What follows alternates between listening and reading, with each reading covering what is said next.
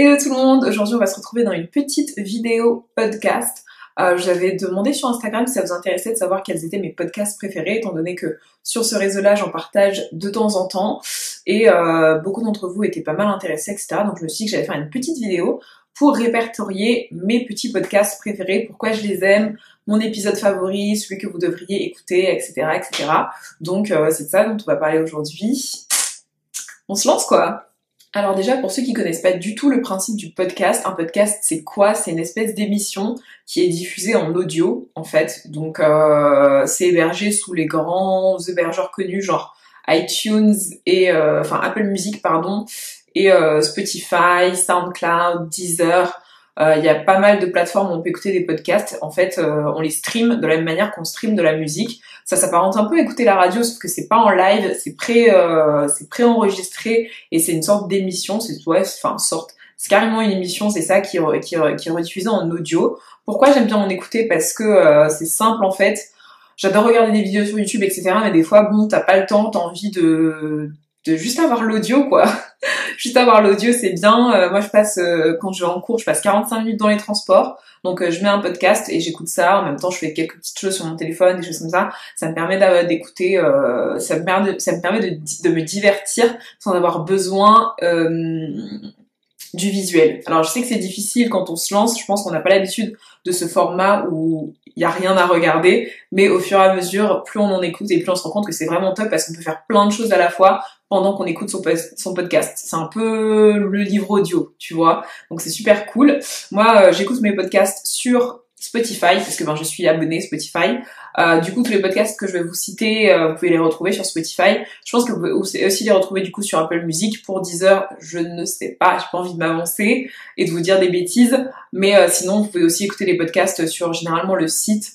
Quand on tape le podcast, on peut l'écouter ailleurs que sur les grands hébergeurs. Vous pouvez aussi l'écouter, je pense, sur les sites web qui les diffusent, etc. Il y a pas mal de moyens. Donc, je pense qu'on va se lancer directement dans ma petite liste. Alors, ce que je vais faire, c'est que je vais mettre, je pense, le logo du podcast quelque part à l'écran. Donc, le premier podcast dont je vais vous parler, c'est Les couilles sur la table, qui est pas mal connu. C'est un podcast fait par Binge Audio. J'adore les podcasts de chez Binge. Aujourd'hui, j'ai décidé de vous présenter 6 des podcasts que j'écoute. Et on va commencer, comme je l'ai dit, par Les couilles sur la table. Alors, Les couilles sur la table, je vais lire le petit résumé. Donc, la description, un podcast destiné aux femmes, aux hommes qui se posent des questions sur eux-mêmes. Un jeudi sur 2, une émission animée par Victoire Tuaillon et un podcast de Binge Audio. Du coup, pour résumer, Les couilles sur la table, j'adore le nom déjà. C'est un podcast qui va parler de la masculinité en fait. Et si vous aimez beaucoup parler tout ce qui est féminisme, etc., je trouve que c'est un podcast super. Enfin, la plupart de mes podcasts que j'écoute sont sur le féminisme, mais celui-ci, il parle spécifiquement de la masculinité, donc des hommes, quoi. Et je trouve ça hyper important parce que c'est vraiment quelque chose dont on ne parle pas, un peu comment les hommes vivent leur masculinité, comment les hommes bougent un peu dans le monde, j'ai envie de te dire, et c'est vraiment super. Le tout premier que j'ai écouté, le tout premier épisode que j'ai écouté de Les couilles sur la table, c'est ce que la soumission féminine fait aux hommes. Et là encore, le titre m'avait intriguée parce que je me suis dit, mais effectivement, on ne pense jamais à ce que le système d'oppression peut faire à l'oppresseur, si vous voyez ce que je veux dire. Et du coup, c'était hyper intéressant. Vraiment pas mal. Je n'apprécie pas tous les épisodes de ce podcast, mais il est vraiment super. Deuxième épisode qui m'a marqué et que j'ai carrément téléchargé pour l'écouter plusieurs fois parce que je le trouvais vraiment très bon. C'est La Ligue du LOL, la force du Boys Club. Donc là, c'est un podcast c'est un épisode qui va parler de la Ligue du LOL. Si vous n'avez pas entendu parler, allez écouter ce podcast. Je le mettrai en barre d'infos, en description. Et là, il va vraiment parler de système de pouvoir et de système d'oppression entre les hommes et les femmes et juste les hommes et le reste du monde, particulièrement les hommes blancs. Et voilà, c'était super intéressant, c'était vraiment très bien amené, très approfondi et d'une manière où tout le monde peut comprendre sans pour autant avoir fait des études sur le genre ou sur le féminisme, etc. C'est un vocabulaire assez simple à la compréhension, je trouve.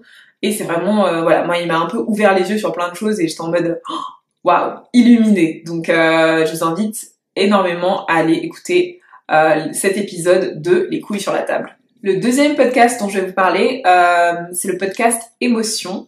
Alors, vraiment cute ce podcast, j'ai découvert il y a pas longtemps. Il est fait par Louis Média. Et je vous lis la petite description. Donc, pour comprendre pourquoi vous ressentez ce que vous ressentez et d'où viennent les émotions que vous éprouvez.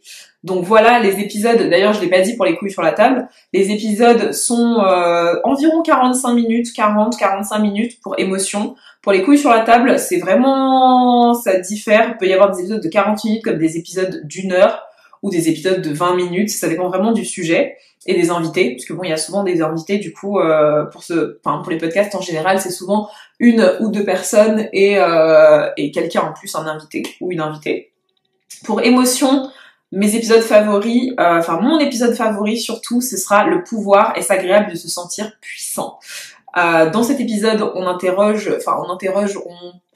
oui, je peux le dire on interroge Marie da Silva, qui est une femme que j'admire du plus profond de mon être, waouh, qui va parler du pouvoir et là encore de comment le pouvoir fonctionne, comment il s'articule dans la vie, comment les systèmes d'oppression et de pouvoir fonctionnent, et une fois qu'on a compris un système, on comprend un peu tous les systèmes de pouvoir et pourquoi nous, en tant qu'humains, on aime se sentir puissant et pourquoi pour certaines personnes ça fait peur justement de se sentir puissant, pourquoi certaines personnes le désirent et c'est juste hyper intéressant. Enfin, on apprend plein de choses et je trouve ça vraiment génial. C'est des épisodes qui se dévorent en quelques minutes. Enfin, quelques minutes, bon, c'est 45 minutes, mais ça se dévore vite, en fait, et on n'a pas trop envie que ça se termine. Il y a aussi un épisode sur l'amitié que j'ai écouté qui était vraiment adorable. C'est comment sait-on qu'on est ami avec quelqu'un. C'est vraiment pas mal. J'ai trop hâte d'écouter l'épisode sur la confiance en soi et sur le bonheur. Enfin, il y a plein d'épisodes. Il est récent, le podcast, mais voilà, il y a quand même quelques petits épisodes.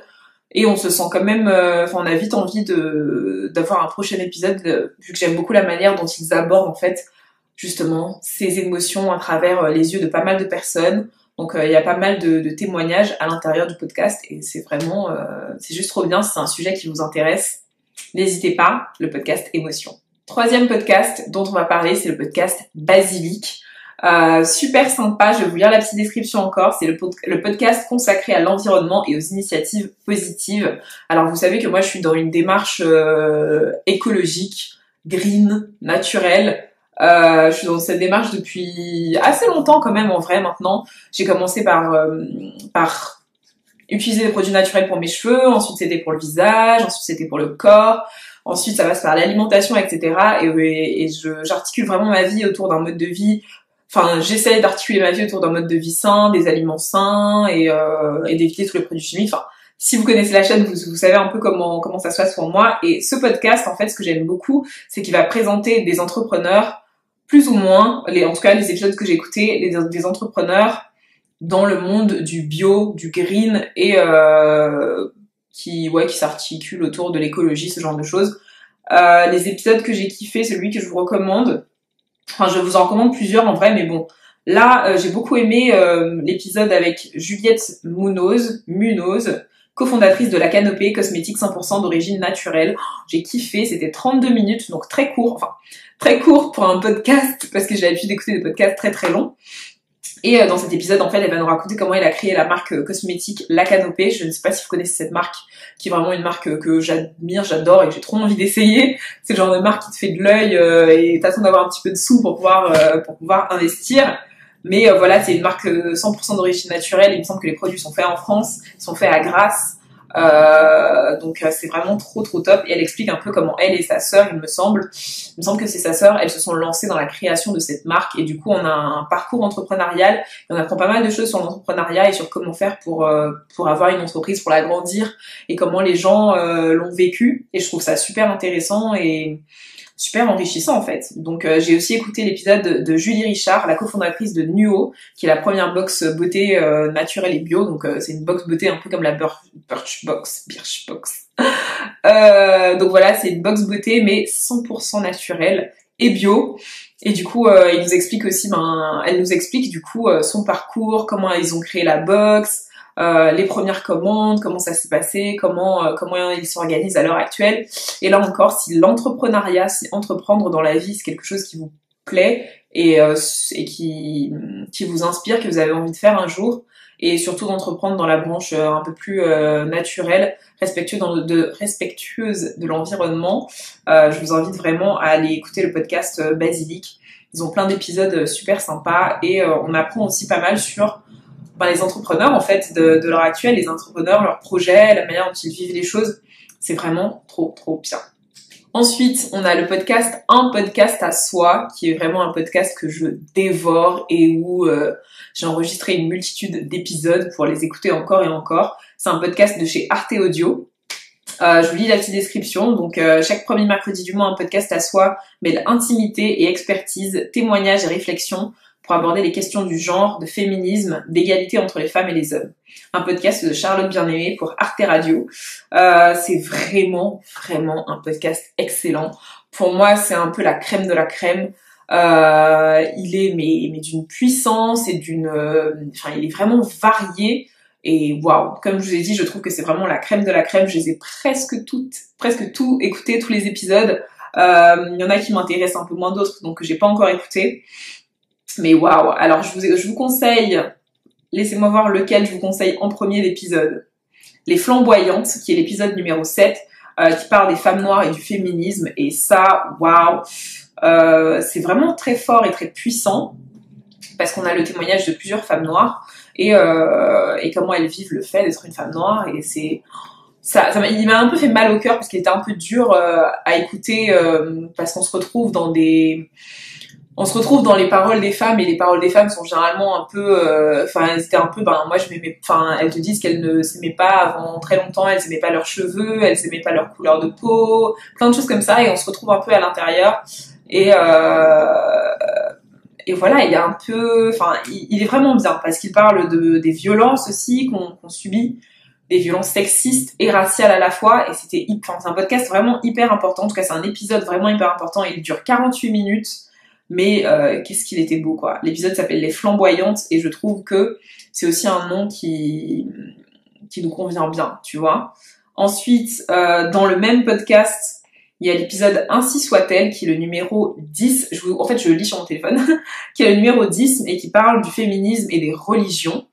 Donc le féminisme religieux, en fait, comment les femmes croyantes voient leur féminisme, et comment elles évoluent dans leur religion avec leurs valeurs féministes, qui était vraiment là encore un épisode crème de la crème.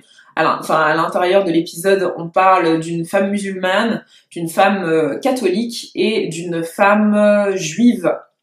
Donc c'est vraiment bien, parce qu'on a vraiment tous les avis des trois grandes religions, si je puis dire, et elles nous parlent vraiment de comment elles vivent leur vie avec leurs opinions féministes, et comment elles arrivent à s'intégrer dans ou ne pas s'intégrer d'ailleurs dans leur église, si je puis dire, ou en tout cas dans leur foi et dans leur religion, et comment elles arrivent à mêler la foi et leurs convictions qui sont parfois très difficiles, parce qu'il faut quand même savoir que les milieux religieux sont souvent très sexistes, très homophobes, plein de choses comme ça. Et du coup, elles nous racontent leurs témoignages et comment elles vivent ça, et c'était vraiment beau, puissant et intéressant. Vraiment, parce que je pense surtout en France, on se pose souvent la question de ouais, mais comment tu peux être voilée et féministe à la fois, des questions que je trouve un peu, pas connes, mais bon, un peu, quoi. Et au moins pour les gens qui n'arrivent pas à comprendre comment on peut mêler les deux, comment on peut mêler ce genre de choses, je vous conseille cet épisode si vous avez du mal à comprendre ça, et c'était un super épisode, franchement, super épisode. Un épisode aussi qui m'a fait, qui m'a pris au trip, c'est Du pain et des roses, l'épisode 16 qui va parler des femmes gilets jaunes, et là on va vraiment aborder en fait le problème des classes sociales, et là encore c'était bien. Ce que j'aime avec un podcast à soi, en fait, avec ce podcast particulièrement, c'est qu'on aborde le féminisme vraiment en intersectionnalité, donc aussi bien avec des discriminations de genre, que de classe, que de race, et pour moi c'est très important d'avoir un féminisme intersectionnel où on prend en compte tous ces petits points qu'un féminisme blanc, où c'est plutôt la moyenne des femmes bourgeoises et c'est tout, et on prend pas en compte que tu peux être discriminé de manière sexiste parce que t'es une femme, mais aussi de manière sociale parce que tu fais partie d'une classe moyenne pauvre, de manière raciale parce qu'en plus de ça t'es noir ou t'es arabe, et c'est hyper important d'avoir ce genre de podcast qui en fait te parle de de tout ce que peut être une femme en fait à la fois, juste de l'intersectionnalité des discriminations et des luttes de pouvoir, et c'est juste trop bien. Donc voilà, je m'éternise un peu sur ce podcast parce que comme je vous l'ai dit, franchement il est dans le top 3 quoi. Ensuite on va parler d'un podcast antillais, d'accord, c'est fait par un Guadeloupéen si je ne me trompe, c'est le Moicast, ok, j'ai découvert il y a pas longtemps, pour l'instant j'ai écouté 2 épisodes, mais je kiffe beaucoup et j'avais vraiment envie de donner du love à ce genre d'initiative.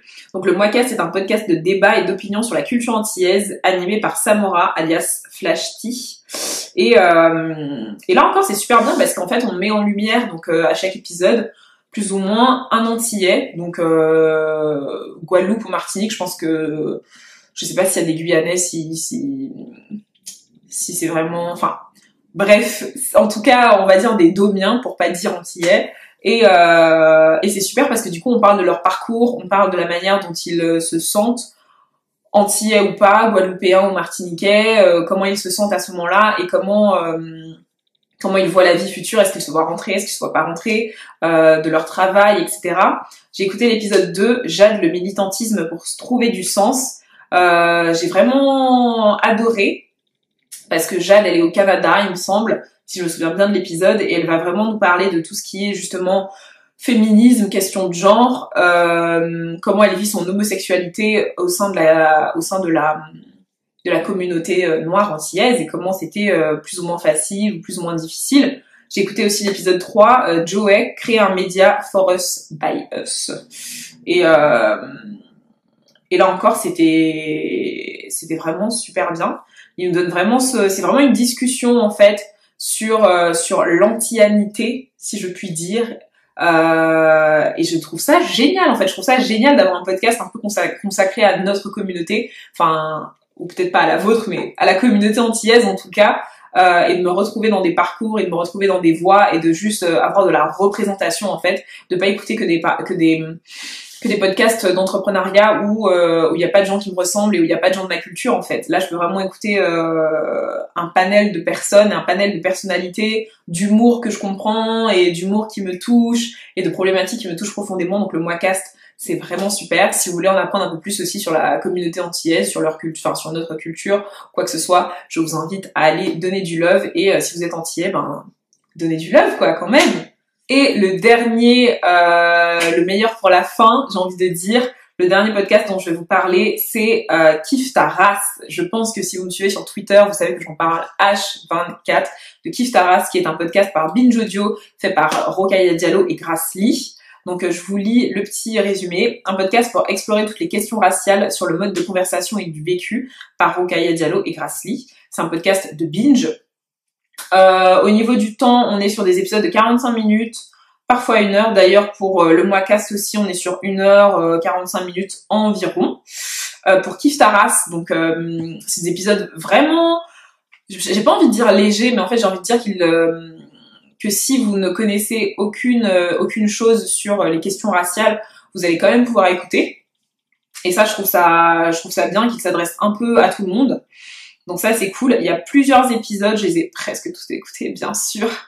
Bien évidemment, Rokhaya Diallo, qui est une journaliste, il me semble que Grace Lee aussi. Et là encore, donc comme je l'ai dit, enfin comme je l'ai pas dit, non, je l'ai pas dit, on va aborder les questions de féminisme et les questions raciales à la fois. Donc là encore, c'est du féminisme intersectionnel, mais vu sous le prisme de la race. Et c'est super. Le dernier épisode que j'ai écouté, c'est avec encore l'amour de ma vie, Marie da Silva, comment survivre au taf, donc comment survivre au boulot en fait quand on est une femme racisée, quand on est arabe, asiatique, noire ou rome, enfin peu importe.